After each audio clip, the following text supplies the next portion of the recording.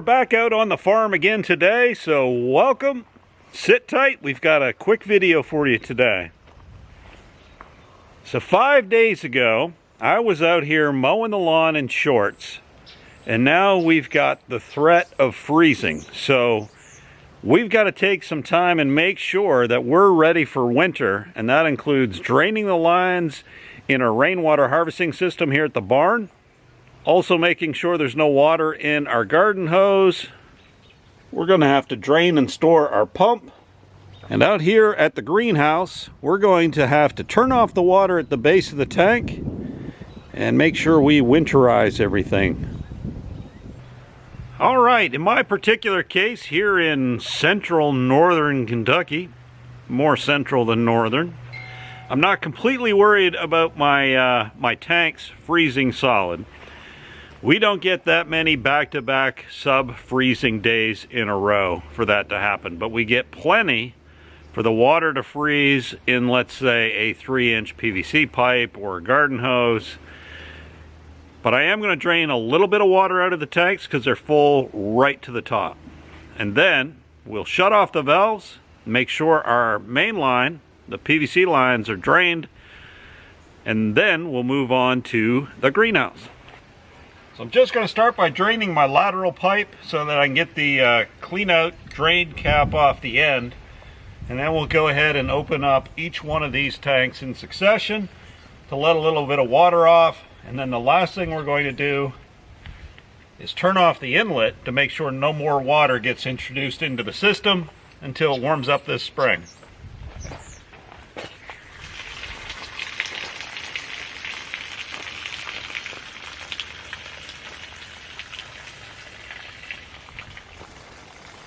Let's get this end cap off.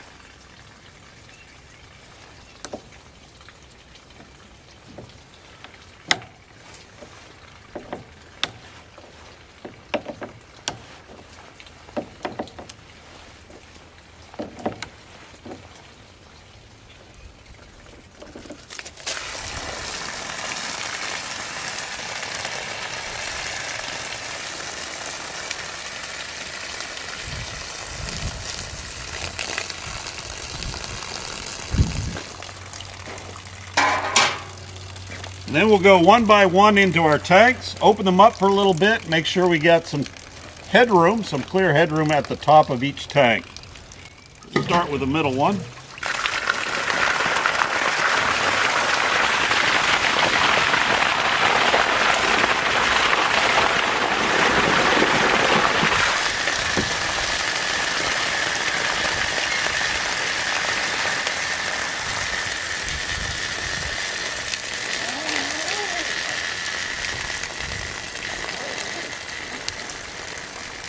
Zip that one back up.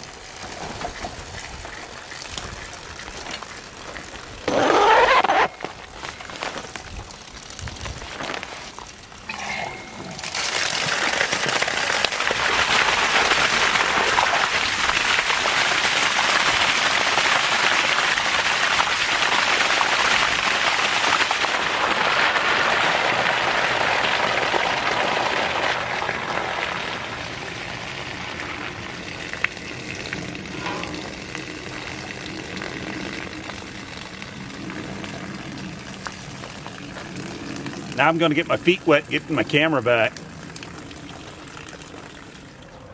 So in my particular system, there's the overflow, which goes down into my drain that runs underneath my driveway.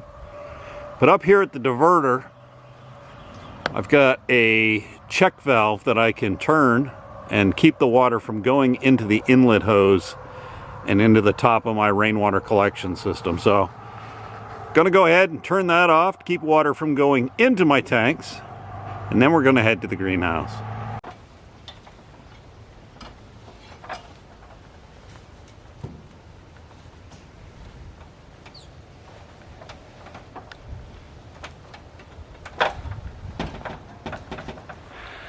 I almost forgot about the pump.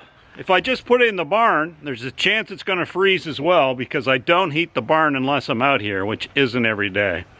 So let's go ahead and drain the pump.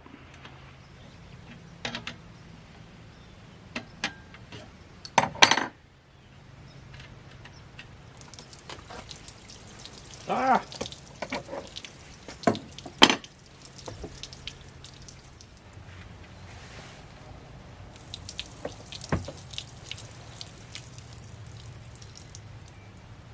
All right, pump is drained.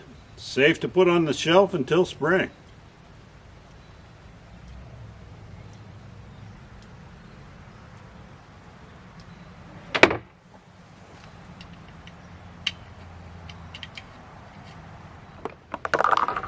All right, come with me over to the greenhouse where this shouldn't take too long at all. It's a pretty simple process. Right there is where the water comes out the bottom of the tank, goes through a little garden hose, and inside into the greenhouse where I have a tap hooked up to a pump. So we're going to turn the water off at the base, remove the garden hose, make sure it's drained, and then we'll be done.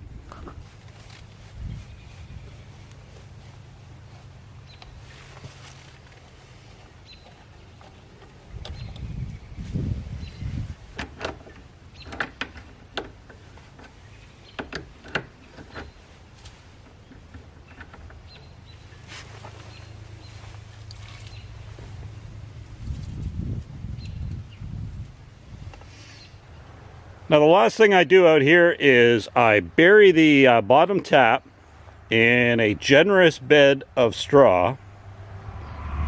And on the inside of the greenhouse, I went ahead and I ran the little booster pump dry, and then I disconnected all the garden hoses in there and make sure they were drained. So we're good to go with the greenhouse and the rainwater harvesting system at the barn. So winter has a tendency to sneak up on you, so it's easy enough to get behind and forget to do what you need to do. It's a lot better to do it now than to pay to fix it in the spring. So don't forget to winterize your rainwater harvesting systems for the season. I thank you for sticking with me to the very end of this video. It's very much appreciated. I'm also going to, before I leave, show you who this video sponsor is. So now we're going to take a quick break to thank this week's sponsor. And this week's sponsor, like every week's sponsor, is me, Chris Gladstone with TNT Try New Things, where I have started a new website link. Partnering with Buy Me a Coffee is an opportunity for you to check out some of the items I have for sale that you have probably watched the videos on me making. It's also an opportunity to sponsor the channel directly, either through buying me a coffee, or, if you're feeling particularly generous, signing up for an annual membership. With that, I'm going to go back to the video. So if you have a few minutes to spare, go ahead and check out Buy Me a Coffee link below. Peruse through the items I have up for sale there, and we'll see you in the next video. Thank you again. Bye-bye.